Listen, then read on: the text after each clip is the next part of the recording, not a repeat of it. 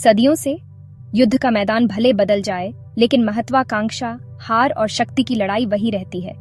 आइए देखें कि महाभारत का 8वां दिन फरवरी 2025 की ऊर्जा को कैसे दर्शाता है। 8वें दिन भीम के प्रचंड क्रोध ने कौरव शिविर को हिलाकर रख दिया। युद्ध के मैदान में उनकी गूंजती हुंकार से दुश्मनों के दिल कांप उठे। भीम ने अपने शौर्य और ताकत से कौरवों की सेना में तबाही मचा दी, जिससे चारों ओर अफरा तफरी फैल गई। 17 भाई मारे गए, हाथी ढह गए, मैदान पर लाशों का ढेर लग गया। भीम की गदा के वार से कोई भी नहीं बच सका। कौरवों की सेना में हाहाकार मच गया। दुर्योधन के दिल में डर और संदेह घुस गया। उसे पहली बार अपनी हार का डर सताने लगा। उसके सैनिक भी भयभीत होकर पीछे हटने लगे। और फिर भी अर्जुन अपने गुरु भीष्म के खिलाफ हिचकिचाते रहे। उनके मन में धर्म और रिश्तों की उलझन थी, जिससे वे पूरी ताकत से युद्ध नहीं कर पा रहे थे। फरवरी 2025 में हमारी दुनिया में अपना अलग युद्ध का मैदान देखा गया। भरोसा टूटा, गठबंधन परखे गए और बोर्डर रूम, क्लासरूम और डिजिटल खाइयों में गुस्सा बढ़ गया। पुरानी व्यवस्थाएं गिरने लगीं। भीम का क्रोध, आप जानते हैं, सिर्फ एक योद्धा की शक्ति नहीं, बल्कि अन्याय के खिलाफ उठती आवाज भी है।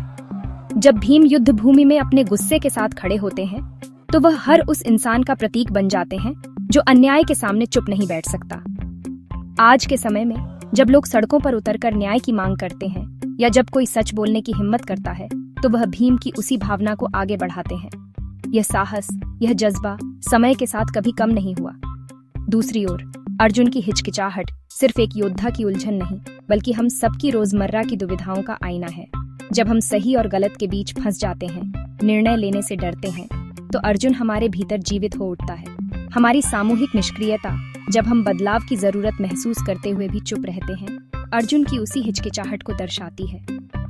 और कृष्ण की आवाज, वह सिर्फ एक मार्गदर्शक नहीं, बल्कि हमारी अंतरात्मा की पुकार है, जो हमें सही राह दिखाती है जब हम सबसे ज्यादा उलझन में होते हैं। यह आवाज हमें याद दिलाती है कि समय रहते निर्णय लेना और कार्य करना जरूरी है, ताकि हम अपने जीवन और समाज में सकारात्मक बदलाव ला सकें, इससे पहले कि बहुत देर हो जाए। महाभारत हमें सिखाता है कि हर युद्ध तलवारों से बढ़कर है। यह सिर्फ मैदान में लड़ी जाने वाली लड़ाई नहीं है, बल्कि हमारे भीतर, हमारे विचारों, हमारे मूल्यों और हमारे फैसलों में भी लड़ी जाती है। हर युग में, हर समाज में संघर्ष के रूप बदलते हैं, लेकिन मूल सवाल वही रहते हैं, धर्म क्या है और अधर्म क्या। यह विकल्पों के बारे में है। 2025 में हम उस प्राचीन युद्ध की गूंज में खड़े हैं। आज के हमारे फैसले हमारे समाज की दिशा तय करते हैं। तकनीक, राजनीति और सामाजिक बदलाव, हर जगह हमें अपने भीतर के अर्जुन, भीम या कृष्ण को पहचानना है। आप कौन सी भूमिका निभाएंगे? क्या आप साहस से आगे बढ़ेंगे या किसी दुविधा में रुक जाएंगे?